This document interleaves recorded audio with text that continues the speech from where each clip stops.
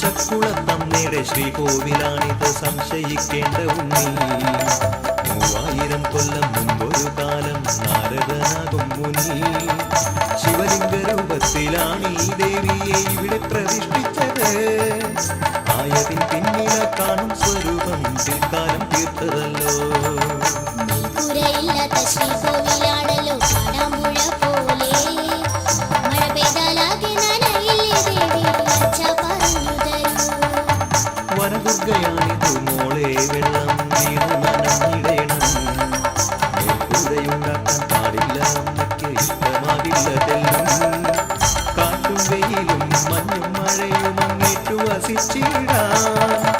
ഏറ്റവും താല്പര്യമുള്ളോളാണമ്മ സാക്ഷാത് പ്രകൃതീശ്വരി.